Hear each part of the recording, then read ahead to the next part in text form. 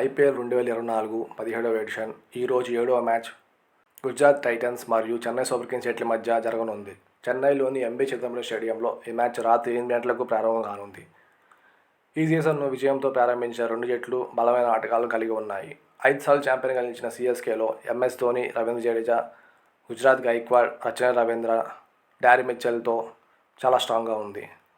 గత 2 సీజన్లుగా నిరంతరం ఫైనల్ ఆడుతున్న గుజరాత్ టైటన్స్ కూడా చాలా బలంగా ఉంది. గుజరాత్ టైటన్స్లో శుభ్మాన్ గిల్, కేన్ విలియమ్సన్, రషీద్ ఖాన్ లాంటి ప్లేయర్లు ఉన్నారు.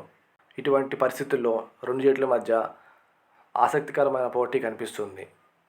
చెన్నై సూపర్ కింగ్స్ మరియు గుజరాత్ టైటన్స్ మధ్య హెడ్ టు హెడ్ చూస్తే సిఎస్కే మరియు గుజరాత్ టైటన్స్ ఇప్పటివరకు 5 మ్యాచ్లు తలపడ్డాయి. వీటిలో ఐపీఎల్ 2023 ఫైనల్ కూడా ఉంది.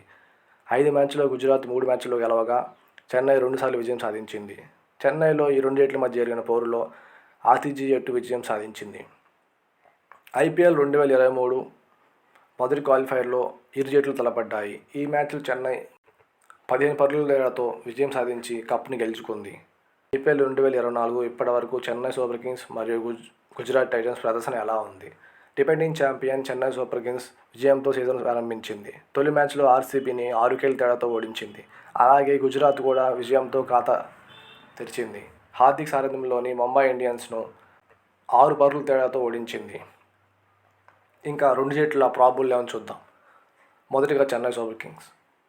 రచన రవీంద్ర, రుతురాజ్ గైక్వాడ్, అజింక్య రహానే, డారీ మిచెల్, సమీర్ రిజ్వీ, రవీంద్ర జడేజా, ఎంఎస్ ధోని, దీపక్ చహర్, ఉషా దేశ్పాండే, మహేష్ తీక్షానా మరియు ముస్తఫిజుర్ రెహమాన్.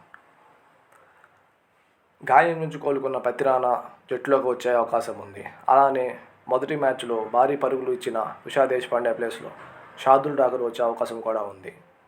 ఇంకా ఇంపాక్ట్ ప్లేయర్గా శివం దూబే లేదా ముస్తఫిజుర్ రెహమాన్లో ఒకరు వస్తారు. Gujarat Titans probable 11.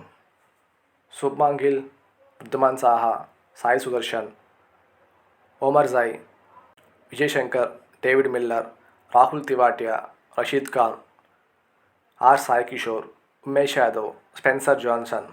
ఇంకా వీళ్ళలో ఇంపాక్ట్ ప్లేయర్గా మోహిత్ శర్మ లేదా సాయి సుదర్శన్లో ఒకరు వచ్చే అవకాశం ఉంది.